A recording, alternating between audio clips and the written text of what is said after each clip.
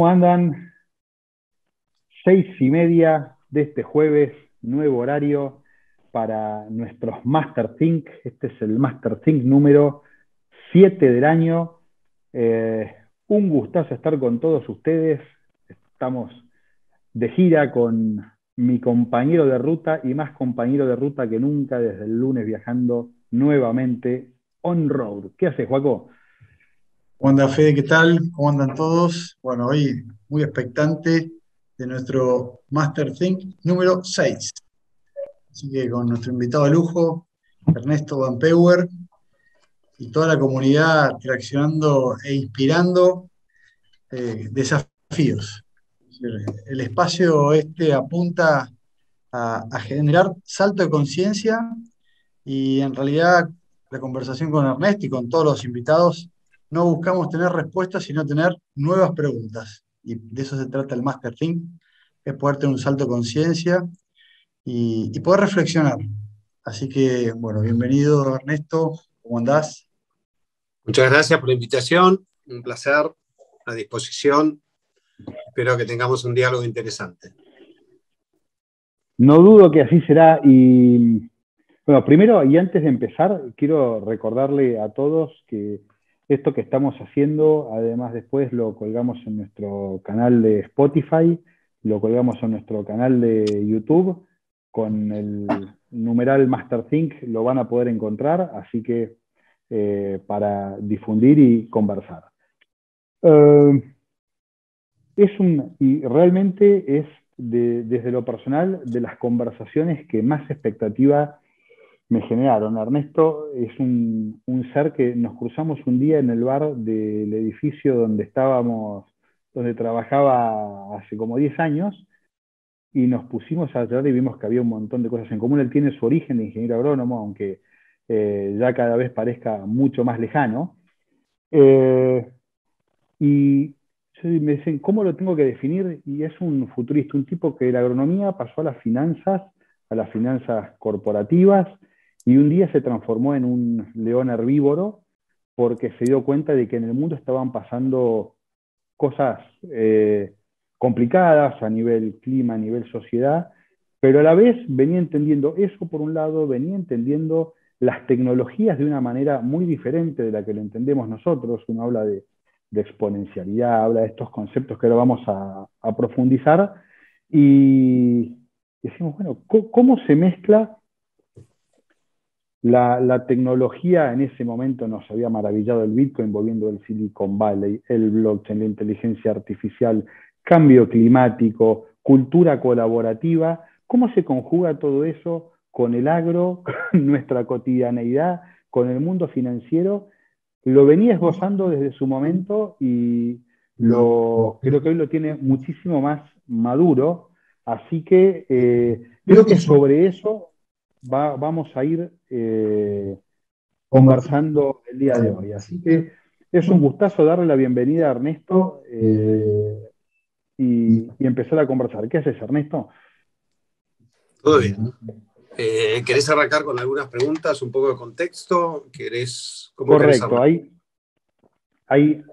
sobre eso vamos. A ver, y para darle pie a todo esto, uno dice, cuando habla, dos cosas que me impresionan. Uno, hablamos de cambio climático, hablamos de mundo en crisis, incluso en conversaciones que estamos teniendo nosotros, el Club Actec, empieza a cruzarse, no sé, la economía del carbono como un ideal a alcanzar después de la agricultura de precisión, pero en este contexto vemos problemas climáticos, vemos problemas sociales, y vemos esto que decía, tecnologías que nos están permitiendo hacer cosas nuevas.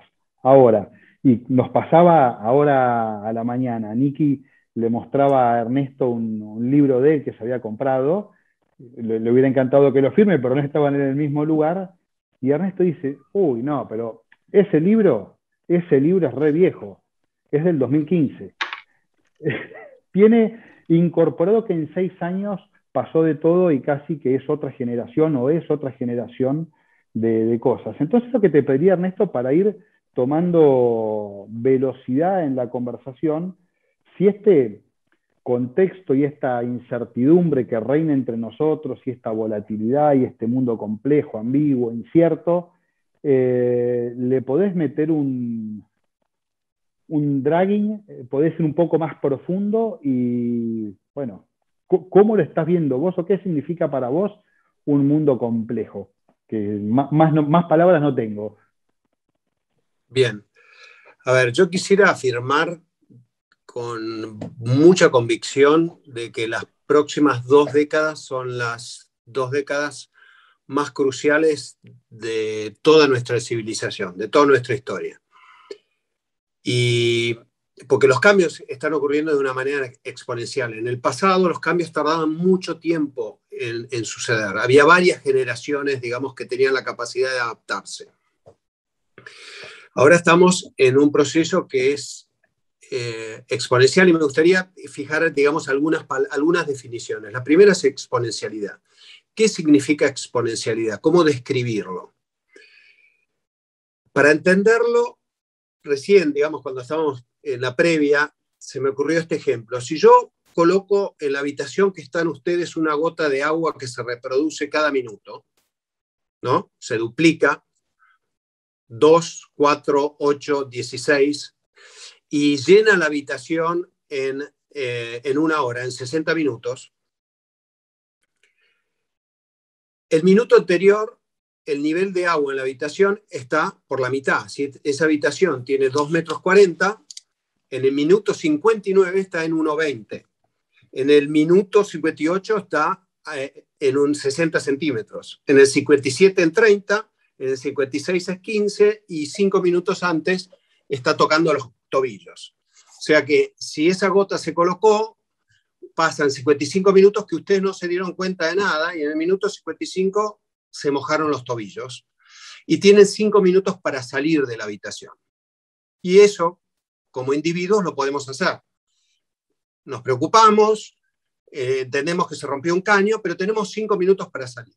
Si eso ocurre en un teatro o ocurre en un estadio, en un lugar complejo, la mitad de la gente muere. Si eso ocurre en el Gran Rex, que tiene 16 metros de altura, en el minuto 59 está a los 8 metros, en el minuto 58 está a los 4 metros. Cuando a la gente al minuto 55 le tocó los tobillos, no logra sacar toda esa gente ni de un estadio ni de un teatro. Entonces la complejidad, la exponencialidad en situaciones masivas y complejas, tiene situaciones catastróficas. Si nosotros miramos todas las curvas de impacto antropogénico en este momento, están en una curva exponencial. Lo que mires, emisiones de dióxido de carbono, crecimiento de la población, deforestación, todas las curvas de impacto humano sobre el planeta y en sistemas socioculturales están en una curva exponencial. Con lo cual, en algún minuto nos va a tocar los tobillos y vamos a tener solamente 5 minutos para reaccionar. El problema es que no tenemos, frente a situaciones complejas, las herramientas para poder reaccionar a tiempo. Y esto se da porque a medida que aumenta la complejidad para nuestra civilización, necesitamos desarrollar nuevos lenguajes, nuevos sistemas de organización, nuevos sistemas culturales o socioculturales y nuevos sistemas de conciencia. Cada vez que nosotros, los seres humanos, desde el Homo sapiens, nos enfrentamos ante una situación compleja, tuvimos que evolucionar. Y hoy estamos en la más crítica de la humanidad. En este momento, en esta década, las decisiones que no se tomen en esta década, no hay paso para atrás, en todas las categorías que miremos. Pero me gustaría ir para atrás para entender, para que podamos entender, empezando hace 50.000 años, lo que está pasando ahora. No sé cuántas personas Ernesto, tenemos. disculpar, te puedo hacer una pregunta porque vos lo que estás planteando acá es como que el sistema en el cual venimos o es parte de nuestro día a día está en jaque, está quebrado. Sí. Por lo cual seguimos seteados sobre el mismo sistema y no tenemos los resultados que teníamos antes. Por lo cual, es decir, estamos muy limitados. ¿En qué otros momentos de la historia, si hacemos un track record para atrás, años luz, ha pasado una situación de esta y que se volvió a construir las reglas de juego y empezar a repautar. Digo, Perfecto. para hacer, ¿viste? Entender un poco qué Buenísimo. pasó en la historia. Una muy buena pregunta. Primero, ¿por qué estamos en un proceso tan complejo? Estamos en un proceso tan complejo. Thomas Friedman dice que esto no es un cisne negro. La pandemia no fue un cisne negro. Ya la veíamos venir. Un cisne negro es algo que aparece sin ninguna predicción, ¿no es cierto? La pandemia se veía venir hace tiempo, no es un cisne negro. Pero él va más allá. Él dice que nosotros ahora no estamos frente a cisnes negros, estamos frente a estampidas de elefantes negros que vienen hacia nosotros, que se suele llamar como el adyacente posible, ¿no? La frontera de ese futuro que viene galopando hacia nosotros, como una estampida de elefantes, y eso se da por situaciones ambientales, tecnológicas y socioculturales. Las ambientales son los 9 límites planetarios, y si entran al Stockholm Resilience Center, el Centro de Resiliencia de Estocolmo, y ven un trabajo de Johan Rockström, hay 9 límites planetarios que están definidos hace muchísimos años, de los cuales nosotros ya rompimos 4 o 5. La pérdida de biodiversidad es uno, el ciclo de nitrógeno es otro, el cambio climático es otro, la acidificación de los océanos es otro. Si esto fuera el Titanic, aquellos que vieron la película del Titanic, el Titanic se hunde porque se rompen 5 compartimentos estancos. Si se hubieran roto 4, seguía flotando. Pero al romperse más de 4, el barco se hundió. Estamos en una situación muy parecida. Los compartimentos estancos de estos 9 límites planetarios, hay 4 que ya se rompieron y vamos camino a romper otros. Entonces, a nivel de crisis ambiental, esos 9 límites planetarios. A nivel de tecnología, estamos frente a un crecimiento exponencial de Machine Learning e inteligencia artificial. Se dice que el Singularity Moment ocurre entre el 2036 y 2045. El Singularity Moment es cuando la inteligencia artificial se puede autoproducir y toma el control, digamos, de todos los procesos tecnológicos digitales. El ser humano sale de esa ecuación, ¿no? Y hay mucha gente trabajando para poder programar a la inteligencia artificial para que tenga al ser humano en la ecuación, ¿no? Y el tercero es el colapso de sistemas. Y el colapso de sistemas se da por una serie de guerras culturales donde es tal la complejidad que nosotros tenemos, es tal la sobredosis de información que tenemos, que empiezan lo que se llaman guerras culturales, ¿no? Que lo vemos, por ejemplo, en todos los países del mundo hay una división cultural enfrentándose los Trump anti-Trump. En la Argentina tenemos un proceso parecido, en Brasil Bolsonaro, los recientes resultados en Perú mostraron exactamente un 50% de 2 visiones, ¿no?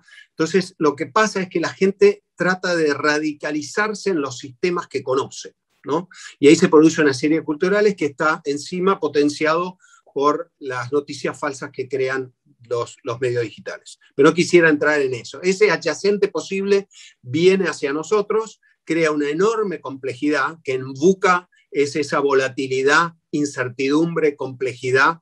¿Y cuál era el cuarto, Federico? Ambigüedad. Ambigüedad. Estamos frente a ese escenario y no tenemos la menor idea cómo reaccionar, porque nuestros sistemas de organización no tienen la capacidad como sistemas de organización, como lenguaje y como coordinación, de enfrentar a eso. Por eso me gustaría ir 50.000 años para atrás para encontrar momentos, ¿no? Nosotros estábamos en África, de repente por temas climáticos se empieza a secar el bosque, tenemos que salir a la sabana ya expuestos a grandes fieras. No sé cuántas personas hay en esta conversación, calculo que somos como 20 o 15. Imagínense. 43. ¿Cuánto? 43. Oh, mirá, una linda banda de una tribu, ¿no? Que de repente se encuentra viviendo en la sabana, pero en ese momento nosotros nos comunicábamos por sonidos guturales. No teníamos un sistema de coordinación y nos vemos en la necesidad de empezar a cazar grandes fieras. Y ahí se produce un emergente entre tecnología y coordinación, aparece el lenguaje. Y necesitamos 4 palabras para cazar un mamut, ¿no? Bueno, no había mamuts, un gran mamífero en la sabana africana, y es izquierda, derecha, ahora o rajemos, ¿sí? Y necesitábamos las lanzas. Si hubiéramos tenido solamente las lanzas y no teníamos la coordinación, no podíamos cazar esas fieras porque teníamos que encerrarlas o quemar la pradera para llevarlas hacia un lugar. Necesitábamos cierta inteligencia de coordinación. Si hubiéramos tenido la coordinación y no las lanzas, no las podríamos cazar porque con nuestras manos no podíamos frenar a un enorme mamífero, y sobre todo si era un felino. Entonces, se produce una coevolución entre el lenguaje y la tecnología, ¿no? Nos coordinamos para poder sobrevivir cazando grandes fieras. Muy primitivo todavía, hace 50.000 años. Fast track para adelante, 5.000 años atrás, empezamos a vivir en Sumeria, en lo que empiezan a ser las primeras ciudades. Y en esas primeras ciudades, de repente hay una sobrecarga de información y de tecnología. Empezamos a dominar la agricultura, ¿no? Y un día viene Joaquín con 2 bolsas de lo que él había cosechado, seguramente un trigo, y encuentra otra persona, yo, por ejemplo, que tengo un lugar donde puedo almacenar ese trigo para que no se le pudra. Tengo una especie de cabaña, ¿no? Pero ¿cómo hacemos? Ahí empieza a haber una conversación y de repente se me ocurre a mí, para tener un sistema contable, escupir en un poco de barro, mojar un poco de barro y hago una tableta donde marco en el mismo acto, Joaquín, 2 bolsas trigo.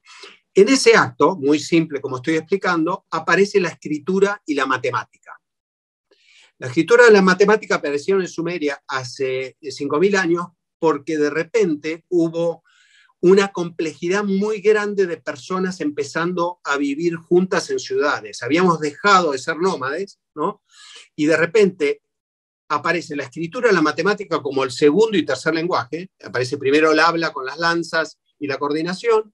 En Sumeria aparece la escritura y la matemática frente a la complejidad de sobrepasar lo que se llama el Dunbar Number, las 150 personas que pueden vivir en coordinación, que vivieron en tribus durante mucho tiempo y no pasaban de ese número, ¿no?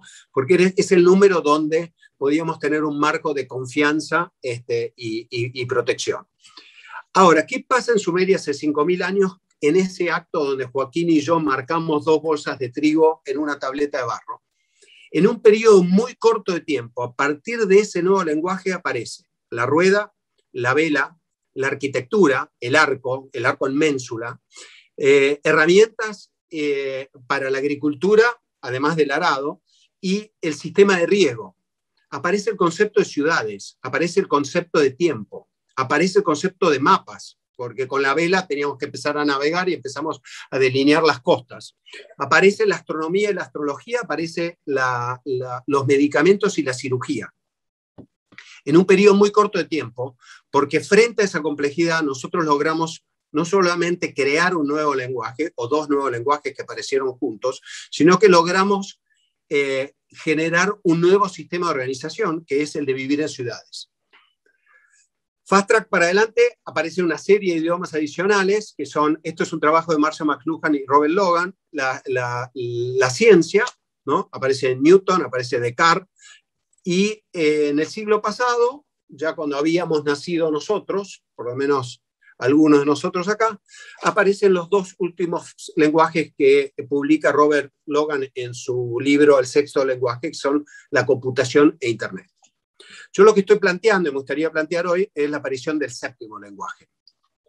Pero pensemos un poco esos 2 últimos lenguajes que son nuevos y pensemos que muchos de nosotros en la humanidad todavía trabajamos en lenguajes viejos, ¿no? Hay mucha gente que todavía no llegó al lenguaje de la ciencia, ¿no? Algunos que apenas dominan el lenguaje de la matemática. Dentro de los casi 8 billones de personas que somos, hay distintas utilizaciones y alfabetización de estos lenguajes. Pero así como la física y la química fueron o son los lenguajes para entender el mundo físico. A partir de la computación e Internet, la informática, la ciencia de datos, data science y los algoritmos se convierten en la forma de entender el mundo virtual. Y hoy, no sé qué les pasó a ustedes durante el día, pero probablemente el 60% de nuestro día lo pasamos en un mundo virtual. Y si pueden mirar en su teléfono la cantidad de tiempo que pasaron en Instagram, en Gmail y mirando las noticias, probablemente es un poquito más de eso, ¿no? Entonces, esos lenguajes que aparecen ya están instalados en nosotros. Ahora, esos lenguajes hubo ciertas organizaciones que no los entendieron. Cuando aparece Amazon, Barnes & Noble se rió. Dijo, ¿cómo puede ser que un tipo que vende libros en Internet pueda contra una de las o contra las mayores cadenas de libros del mundo? Lo mismo pasó con Netflix y Blockbuster. Lo mismo está pasando con Bitcoin y el Federal Reserve de Estados Unidos. Las organizaciones que están organizadas bajo ese lenguaje, manejando esa complejidad, y manejándolo de manera centralizada, y es importante el concepto de descentralización, no tienen la capacidad de adaptarse a los tiempos. La exponencialidad no era tanta en el siglo pasado, por eso el concepto de un libro que tiene 5 años, que habla de tecnología, es un libro de otra generación. O sea, blockchain cambió, de hecho en ese libro apenas se menciona Ethereum y todos los cambios, digamos, que ocurrieron.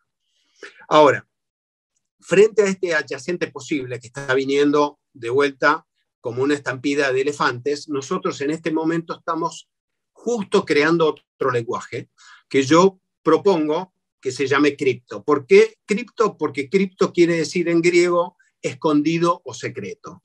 O sea, no hay ninguna capacidad que nosotros, seguramente todos los que estamos en este call, podamos alfabetizarnos en cripto.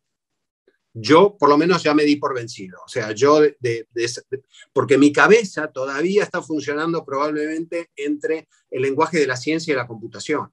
O sea, yo, siendo de los principios de los 60, mi mente es antigua y no está capacitada. Mi mente es reduccionista y creo que la mayor parte de las mentes de las personas que están dirigiendo el mundo hoy son reduccionistas. Está en nuestro ADN. La revolución industrial fue reduccionista. Y ahora estos nuevos lenguajes, y sobre todo este nuevo lenguaje, es más holístico, es más sistémico. Voy a hacer un alto acá para tomar un poco de agua y por ahí recibir alguna pregunta, porque yo puedo seguir 10 minutos más, pero por ahí perdí a varios de la audiencia. Entonces me gustaría por ahí hacer un alto antes de entrar un poco en temas más complejos.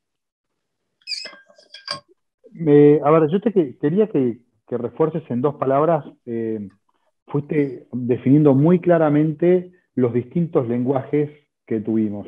Ahora, había alrededor de los lenguajes una cultura, una manera de hacer las cosas. ¿Cómo fue, sobre todo al final, no sé, siglo XX y siglo XXI, cómo es esta transición de una cultura a la del lenguaje, no sé, 4 a la 5 y 6, para prepararnos para el 7º lenguaje, ¿no? Claro. Mira, hay un trabajo muy bueno de un francés que se llama Frédéric Laloux, que lo que hace él es describe cómo en el tiempo fueron, y lo describe con colores, evolucionando las organizaciones. Y empieza con el rojo. El rojo es la cultura tribal, de las cuales todavía tenemos algunas, ¿no? Por ejemplo, la mafia o las bandas callejeras, ¿no? Que son estructuras donde reina básicamente el poder, son extremadamente jerárquicas, hay una sola autoridad que comanda, ¿no? Inicialmente fuimos así, hasta que aparece la ámbar, que son más jerárquicas. Por ejemplo, los ejércitos, la fuerza de seguridad, el sector público, ¿no? Estoy elevando este documento, ¿no? Extremadamente jerárquico. El hecho de elevar un documento en un sector público se refiere a eso. Después aparecen las naranjas, que son las corporaciones, donde, a ver, en las rojas el crecimiento es en base a la violencia y al poder. En las ámbar, el crecimiento es en base a la antigüedad, el ejército, la iglesia, etc. En las naranjas, las corporaciones, el crecimiento, digamos, es en base a la meritocracia.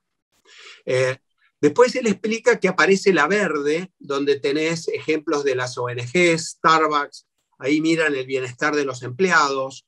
Es algo que fue una especie de greenwashing que apareció, que no funcionó muy bien o no está funcionando muy bien. Y después él habla de las teal. Y el teal, no sé qué color es en inglés, pero ahí pone, va hacia un concepto más autogestionado, ¿no? Entonces es interesante ver que en cada lenguaje hay una evolución de cultura, de conciencia y de sistema de organización. Y esto me parece que es lo importante de entender, que nosotros ya vivimos y ya entendimos los sistemas de organización de Internet. Amazon, Netflix, Mercado Libre, ¿no? Hubo disrupciones muy grandes. Waze, por ejemplo, si vos agarrás la historia de Waze es fascinante. Yo no me la acuerdo mucho ahora, pero en ese momento lo que sí me acuerdo es que Nokia tenía una evaluación de 160 millones de dólares y decide comprar por 160 billones, ¿no? 160 mil millones de dólares, decide comprar por 8 billones, hablo en términos americanos para no confundir, 8 billones, una empresa que tenía sensores en las rutas, porque dijo que el futuro eran los sensores físicos en las rutas. En ese momento en Israel, creo que fue, nacen Waze con estos dos socios que dijeron, no, el sensor tiene que estar en el teléfono, porque el auto se mueve y entonces con el GPS finalmente tenemos choferes pasivos que llevan un teléfono y de ese teléfono empezamos a levantar información. Eso fue completamente disruptivo en ese momento. Hubo disrupciones como Kodak. Kodak fue la empresa que creó la cámara digital y creó la pantalla táctil, pero no tenía papel y no tenía químicos, entonces lo descartaron. Hubo ciertas organizaciones que no entendieron el mundo que se venía. Y eso está pasando exactamente en este momento. Freno porque hay una pregunta de... Frena ahí, exacto. Te pedía, y antes de ahora, sí que Joaco te va a hacer una pregunta, una aclaración, que no sé si la tenés en el chat a mano, pero si no te la paso yo, que es si podés explicar la diferencia entre lo reduccionista y lo holístico para poder seguirte y avanzar Bien. Todos juntos. Creo que lo más fácil para entenderlo es la diferencia entre complicado y complejo. Complicado es una casa de madera, una bonita cabaña en el bosque, ¿no? Hecha de troncos. Eso es complicado. El bosque es complejo.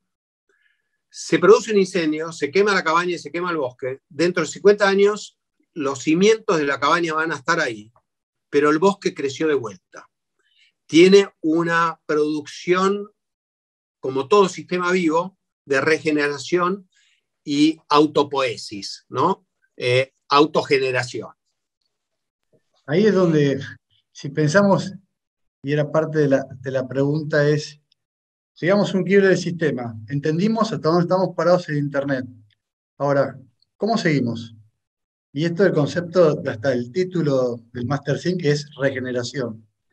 Para regenerarnos, ¿qué tenemos que estar mirando?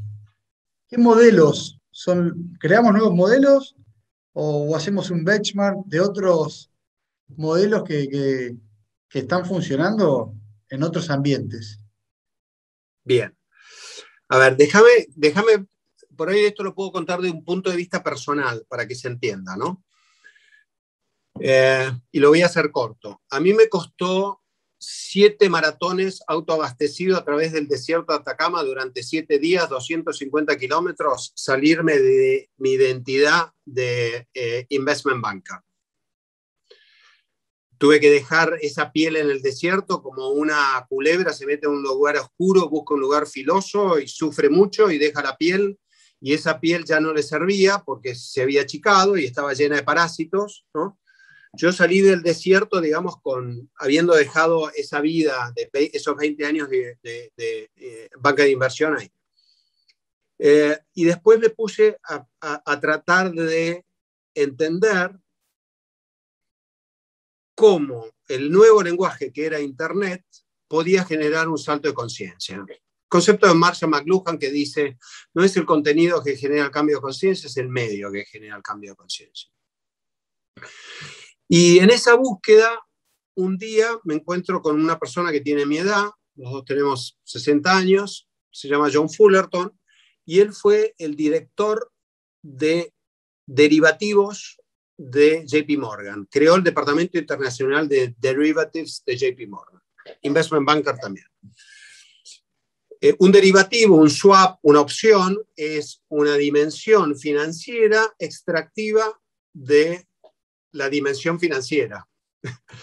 Hoy el 70% de las decisiones de compra, venta de acciones y derivativos de las bolsas del mundo se hace con algoritmos.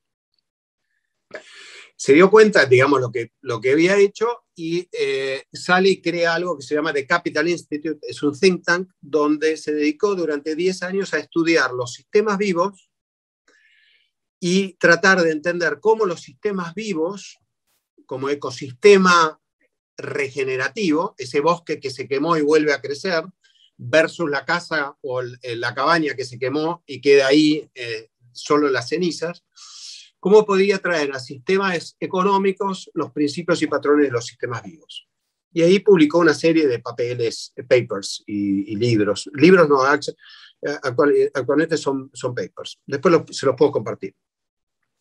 Bueno, yo junté un montón de valor para ir y sentarme en su oficina en Greenwich, Connecticut.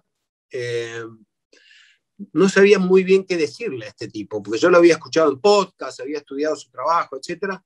Digo, bueno, mira, me parece que Brasil, yo con mi oficina en Brasil, le digo, Brasil me parece un lugar bueno para llevar tus ideas. Pero el proyecto que tenemos ahí se llama Humanos de Negocios, no se puede traducir muy bien en inglés, sería Business Humans. Él me mira y me dice, Regenerative Humans. Y ahí dije, wow, humano regenerativo, ¿qué quiere decir eso? ¿Qué impacto puede tener eso? Y empecé a estudiar, digamos, sus principios. Y él lo que propone es que los sistemas complejos pueden adaptarse a nuestros sistemas socioculturales actuales si nosotros nos alineamos con los patrones y principios de los sistemas vivos. Y esos patrones y principios de los sistemas. Estabas, Ernesto, hablando de John Fullerton y de los principios de la regeneración. Bien, son 8 principios de vitalidad regenerativa, que no voy a entrar en detalle, empecé a escribirlos, pero me parece que no vale la pena, después les puedo compartir a los que quieran esos principios. Pero él lo que encontró es que si nosotros nos alineamos con los patrones y principios de los sistemas vivos, podemos crear sistemas socioculturales o sistemas económicos regenerativos. Hay que entender que la sostenibilidad o la sustentabilidad es el producto de un sistema que se regenera, es el producto de la regeneración. Si no hay regeneración, no hay sostenibilidad. Entonces, lo que está pasando en este momento es que estamos desarrollando un nuevo lenguaje que es cripto, pero ese lenguaje no solamente está creando nuevos sistemas de organización, y podemos hablar ahora un poco de cuáles son esos sistemas de organización, está creando un nuevo lenguaje y una nueva conciencia. Esa conciencia lo que está entendiendo es que si estos sistemas regenerativos, si estos sistemas de organización que necesitamos crear para pasar este umbral del adyacente posible y la estampida de elefantes que vienen hacia nosotros, si no son regenerativos en esencia, no vamos a cruzar ese umbral. Entonces, esta nueva conciencia que en un proceso autopoético, ¿no? En un proceso emergente, surge un lenguaje, surge un sistema de organización, surge un nuevo ecosistema sociocultural y una nueva conciencia. Esa nueva conciencia que está apareciendo con estos lenguajes entiende que si los protocolos que utilizamos no son regenerativos, no vamos a poder subsistir como civilización. Entonces, a mi juicio, está tomando no solamente estos principios y patrones de sistemas vivos, sino que está tomando también, por la tecnología, los principios y patrones del open source.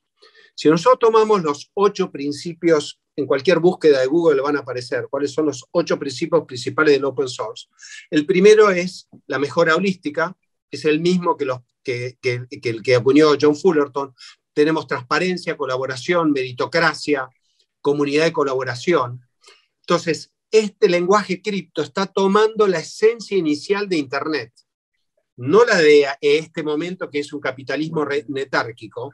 La esencia inicial era la de Tim Berners-Lee, la de Paul Baran, la de Linus Torvalds, el creador de Linux, el de Satoshi Nakamoto, el creador, si fue que existió, de blockchain.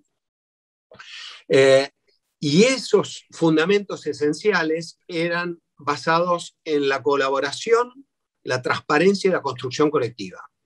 Si nosotros miramos cualquier ecosistema vivo, tiene unos sistemas de retroalimentación que lo que hacen es que sea resiliente, que obviamente es complejo, pero hay un emergente. En cualquier ecosistema o en cualquier sistema, la propiedad más importante es la emergente, que es aquella que no surge de la suma de los elementos que la componen, sino de la interacción de ellos. Por ejemplo, yo soy un organismo vivo donde mis órganos están completamente en interacción para mantenerme vivo. La emergente es la vida. Entonces, este nuevo lenguaje que está emergiendo, basado en cripto, que es básicamente secreto, está creando nuevos sistemas de organización. El primero de ellos es la DAO, Decentralized Autonomous Organization, y sus manifestaciones, muy primitivas, si las miramos de 50 años para atrás, son Bitcoin y blockchain. El blockchain mismo está cambiando. Sí. ¿Nos explicás qué es una DAO? La DAO es un sistema de organización que surge a partir de las capacidades que tiene la criptografía y el blockchain. Se describe como Decentralized Autonomous Organization. Es descentralizada, por definición, es autónoma. No hay un nodo central ni un liderazgo centralizado. Y es por eso que estas nuevas organizaciones pueden hacer frente a la complejidad. Los sistemas que tenemos ahora, que funcionan en lenguajes antiguos, son centralizados. Hay un nodo central que tiene que recibir toda la información de los nodos del sistema, procesarla en un comité o procesarla en un sistema de gobierno o en un ministerio y volver con información y órdenes a esos nodos, ¿no? Pero todo está en una red centralizada. Los sistemas descentralizados, por ejemplo, todo lo que se basa en las criptomonedas se llama DeFi, Decentralized Finance, ¿eh? Salen fuera de los bancos centrales, salen fuera del Federal Reserve. Lo que hizo el Bitcoin es muy primitivo en ese sentido. Lo que hizo Ethereum es que permitió agregar smart contracts, contratos inteligentes a los bloques del blockchain. Esto lo que permite es que podamos tener relaciones contractuales de confianza, no solamente financieras. Entonces ahí surge una primera DAO que surgió hace 5 años, que en 3 semanas creo que levantó 150, 160 millones de dólares. Hubo un afano en muy poco tiempo porque el código no estaba perfecto, alguien se afanó 60 millones de dólares.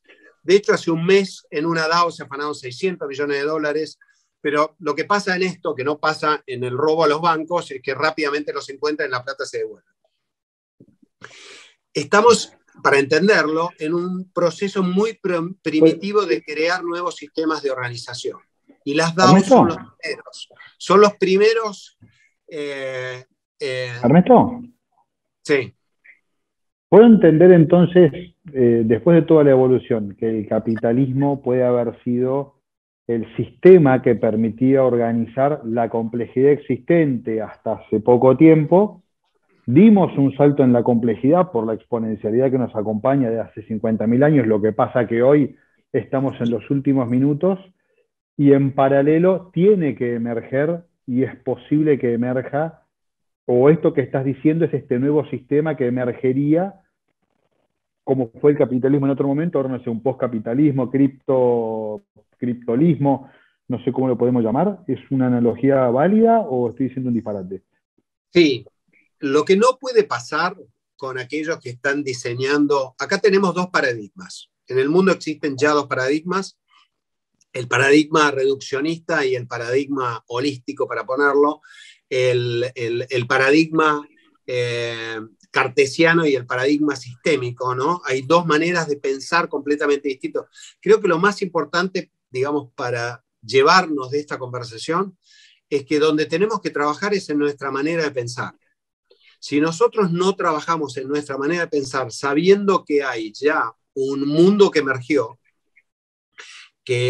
o que emerge, que tiene sistemas de organización y lenguajes distintos, y nosotros tenemos que encontrar maneras de crear puentes hacia él, nos vamos a quedar en el sistema viejo. Lo más importante es cómo crear ese sistema viejo. El sistema nuevo existe, está descentralizado, está invisible, por eso cripto quiere decir escondido o invisible, ¿no? Y vos tenés hoy una moneda, por ejemplo el Bitcoin, que tiene un market valuation de $1 trillón americanos, ¿no?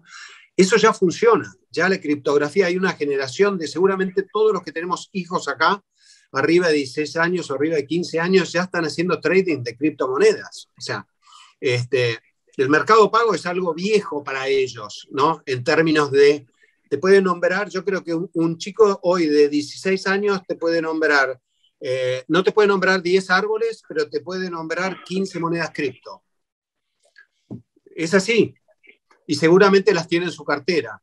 Entonces, lo que tenemos, me parece que la crisis más grande que tenemos es que el sistema viejo no colapse. Y hay índices muy importantes hoy de que ese sistema está colapsando de manera exponencial. A mí las curvas, digamos, no me gusta verlas de manera para arriba, me gusta dar las vueltas para ver cómo, porque hay un piso donde se pega esa curva, digamos, exponencial. Y eso, digamos, podemos entrar en detalles, es otra conversación, creo, pero hay varios ejemplos de cómo este sistema en los próximos 20 años, muchos de ellos, combustibles fósiles siendo uno, y la ganadería siendo otro, en los próximos 20 años van a cambiar dramáticamente. ¿Cómo aprendemos a familiarizarnos con este nuevo sistema? ¿Qué tenemos que aprender? ¿Cómo? Claro, aprender criptografía es muy, muy difícil. A ver, ¿qué es lo que... A ver, voy a pasar un chivo, digamos, pero ¿qué es lo que estoy haciendo yo? Después de darle vuelta durante un año, nosotros creamos una compañía con John Fullerton que se llama Regenerative Designers. Él tiene una propuesta que es reimaginemos la economía y las finanzas como si estuvieran alineados con los patrones y principios de sistemas vivos. Yo lo que le dije es, reimaginar no es suficiente, tenemos que rediseñar. Entonces creamos esta compañía que se llama Regenerative Designers, y después de un año de diseño nos dimos cuenta que teníamos que partir con un curso. Porque esto digamos, primero, la criptografía tenés que ejercitarla, no la podés aprender. Y el pensamiento regenerativo o regenerar tu pensamiento tiene que venir de un proceso colectivo. Entonces, lo que estamos proponiendo es crear una comunidad de aprendizaje donde haya ciertos actores o pensadores de vanguardia que lo que hagan es activar la interacción y el pensamiento colectivo. Para que esa comunidad se encuentre en un espacio de confianza y de construcción colectiva. Buda decía, el Dharma es la medicina, el Sangha, comunidad, es la nave, ¿no? Entonces me parece que el esfuerzo que están haciendo ustedes con esta conversación es un gatillo. Lo importante es que los participantes de esta conversación estén en una comunidad subyacente donde puedan compartir sus aprendizajes y que ese aprendizaje sea colectivo y emergente. Porque todos somos sensores de lo que estamos pasando, ¿no? De lo que está pasando, y todos tenemos que tener un centro donde nos encontremos a compartir nuestras experiencias. Y esas experiencias no solamente tienen que ser del ser, sino del hacer, sino del ser, ¿no? Porque todos estamos pasando, primero, frente a la complejidad, lo primero que surge es el miedo, ¿sí? la población mundial está aterrorizada, ¿no? Usamos barbijos básicamente por miedo, ¿no? Por miedo a contagio, pero por miedo. Tenemos poblaciones en California que están aterrorizadas porque se les están quemando sus hogares, ¿no? Hay evacuados en todas partes del mundo, y los medios hoy están haciendo, digamos, se están haciendo una fiesta con eso. Entonces, digamos, la propuesta es la regeneración del pensamiento no es solamente en lo que vamos a hacer, sino en nosotros cómo nos cuidamos, digamos, de esa ansiedad, ¿no? Esos 7 elefantes que vienen hacia nosotros en estampida generan muchísimo miedo y muchísima ansiedad. Ernesto, por un lado queda claro que hay un nuevo lenguaje que es cripto y que tenemos que, como aprendimos a hablar el castellano o el inglés, tenemos que empezar de a poquito a familiarizarnos con él.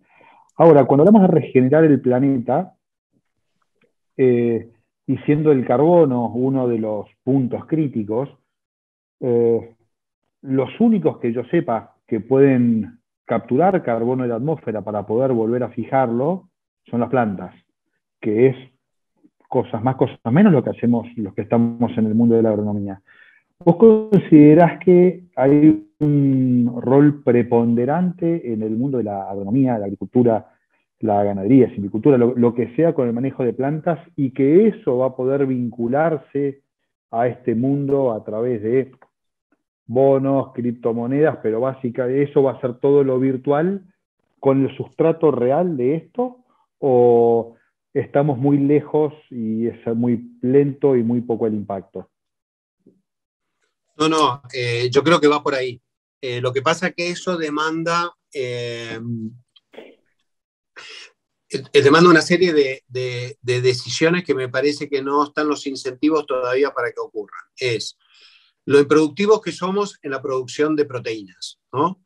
Hoy el 50% de los granos del mundo, probablemente, seguramente los Estados Unidos, no sé las cifras exactas, van para la producción de livestock o de carne, ¿no? Sistema completamente improductivo de proteína. A través de monocultivos. Yo no sé cuánto es la industria de aves en Estados Unidos, pero probablemente el alimento de ave que proviene de maíz y de granos probablemente sea de $100 billones, para ponerle un número. Hoy lo que están trabajando es que las praderas son grandes captadores, incluso más que algunos bosques, de dióxido de carbono. Y aparte regeneran la tierra. Lo que se está trabajando es la producción de un pellet de pasto que reemplace a los pellets de monocultivos. Entonces ahí tenés una capacidad de regenerar tierra, de grandes captaciones de dióxido de carbono y darle vuelta a una industria hoy que consume grandes cantidades de grano. Estoy dando un ejemplo simple, digamos, ¿no? Pero es cómo repensamos los procesos que tenemos hoy como puente hacia procesos más avanzados. Que probablemente o la proteína animal. O la proteína animal, te decía, o la proteína animal o la llamada carnes sintéticas o carnes celulares o procesos desde la célula al plato sin pasar por esto, ¿no? Exactamente. No quería meterme en el cambio que va a haber en la producción de proteína animal. Eso, digamos, va a ser bastante dramático, sobre todo en los productores metano. Eso ya se viene y en algún momento se van a venir las regulaciones o una migración muy grande como está pasando a nivel de combustibles fósiles, ¿no? Pero, a ver, estamos con el agua a los tobillos, ¿sí? Todo esto vino pasando hasta ahora muy lento, ¿no? Durante los últimos 55 minutos, nuestro cuarto se fue llenando de agua y nosotros no nos dimos cuenta. Lo que va a pasar en las próximas 2 décadas son los últimos 5 minutos de esa hora donde el cuarto se llena de agua, donde va a haber decisiones dramáticas que tomar o no. O sea, hoy estamos en un momento de quiebre de nuestra civilización, donde hay muchos que dicen que con un aumento de temperatura a 4 grados a fin de siglo, nuestra especie no subsiste. Nosotros venimos saliendo, digamos, del Holoceno, que son 12.000 años donde la temperatura del planeta no se movió en 1 grado, ¿no? Y ahí es donde aparece la agricultura. Antes de eso, si vemos la volatilidad de la temperatura del planeta, era altísima, procesos de glaciación y de grandes temperaturas, y hoy ya lo rompimos. El Holoceno fue, estamos en el Antropoceno, la temperatura del planeta va a 1,5 y seguramente hacia 4 grados, si no hay un quiebre anterior, que pronostican muchos, pero no quisiera entrar en esa discusión porque es catastrófica. Nos quedan un par de minutos y me gustaría terminar con una mirada optimista, entendiendo como optimista no que el futuro va a ser bueno, sino que depende de nosotros si lo podemos hacer. Y vos arrancaste hablando de que los primeros que estaban en las tribus de África tenían herramientas y tenían lenguajes, o esa era tu hipótesis, si tenían herramientas, con las herramientas sin el lenguaje no podían, y con el lenguaje sin las herramientas podían. Hablaste de un lenguaje cripto y hablaste de herramientas potenciales. Con eso, ¿podemos enfrentar a esto? ¿Cómo estamos en las herramientas? ¿Cómo estamos en el cripto? ¿Y cómo estamos en el uso de las dos, en la coordinación de los dos? Sí, como decía Charles Dickens, estamos en el mejor de los tiempos y en el peor de los tiempos. Yo creo que, a ver, es una bendición que estemos mirando esto, viendo ese adyacente posible y las enormes posibilidades que hay. Yo pasé un periodo durante la última década, un periodo, digamos, de bastante, además de frustración y decepción, un periodo bastante oscuro. Hoy estoy muy optimista, porque esa exponencialidad que se está dando en todas esas curvas, se está dando en el proceso sintrópico. Un proceso entrópico es un proceso de caos y de destrucción que siempre, en algunos casos, pero casi siempre se balancea en nuestro planeta como un organismo vivo. Aquellos que creemos que Gaia, ¿no? La teoría de James Lovelock, que Gaia es un organismo vivo, el proceso sintrópico está viniendo al rescate.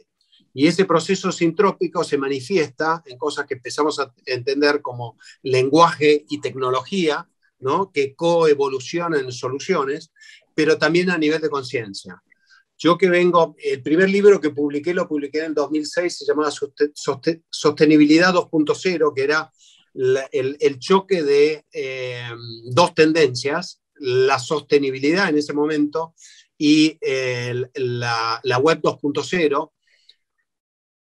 Habiendo registrado en estos últimos 15 años la evolución de la conciencia, yo creo que estamos con una percepción y una conciencia y unas herramientas increíbles para solución de esto. Falta voluntad, pero la voluntad se cambia en 2 minutos. Cuando ocurre ese tipping point, ¿no? Donde un cierto nivel de la población se despiertan todos. Y estamos muy cerca de ese momento. Entonces, a ver, ¿qué es lo importante? Es empezar a encontrar los espacios donde podamos empezar a conversar sobre esto y intercambiar ideas. Porque de manera solitaria, ¿no? Y reduccionista, no lo podemos hacer. De una manera holística busquemos espacios donde estamos todos tratando de resolver distintos problemas y intercambiemos nuestras experiencias. Y ese es el espacio donde va, la suma de esos espacios es lo que van a crear el emergente, porque esos espacios se están interconectando ahora, ¿no? Yo estoy trabajando, como les dije, afuera de Argentina, pero ahora estamos en una conversación acá y esta conexión seguramente va a tener alguna repercusión con el Regenerative Designers y alguna conversación donde las distintas acciones combinadas, ¿no? Todavía de manera descentralizada, se van a unir a partir de la tecnología. Perfecto. Bueno, a tomar la posta, a empezar a hablar de esto. Me cuesta mantenerme callado frecuentemente y acá he sido todo oídos porque, bueno, hay mucho por absorber, mucho por comprender y me da la sensación de que a varios nos ha pasado lo mismo. Así que tomamos el guante, Ernesto, para ver cómo empezar a conversar en comunidad, cómo generar algunos disparadores que nos permitan de a poquito, pero exponencialmente, abrazar este desafío que está tocándonos los tobillos con agua fría. Joaco, no sé si tenés algún comentario para ir cerrando y vamos a cumplir como siempre, porque eso sí no ha cambiado, una hora es una hora. Vuelvo al inicio, me llevo más preguntas, tengo una mezcla de encuentro y desencuentro, eh, porque hay que reaprender un montón de cosas. Y la verdad que uno, por más que vaya de a poco metiéndose en esto, entiende que todavía sigue siendo un observador de un viejo paradigma, y lo que tenemos es realmente resignificar ese nuevo paradigma y cambiar de observador. Y algo que estoy seguro es que no lo podemos hacer solos. Entonces acá, dentro de lo que nosotros a veces promovemos mucho del Club Actec, es la palabra ecosistema, ¿cierto? Tiene que haber un acuerdo entre todos los jugadores y empezar a repautar, pero ese repautar tiene que ser desde el bien común. Y creo que ese es un común denominador, y cuando a veces vemos los principios de la regeneración en los seres vivos, es la base. Entonces, creo que como reflexión, mucho para pensar y que reaprender. Así que muchas gracias, Ernesto, por tu No, espacio, reflexión y generosidad. Yo les agradezco por crear este espacio. La verdad que es extremadamente necesario, y le agradezco a todos los que participaron en esto. Tengo canal abierto para preguntas, continuación, lo que necesiten. Estamos juntos en esta caminada. Buenísimo, y ojalá verte pronto. Nos vemos pronto. Gracias. Abrazo a todos.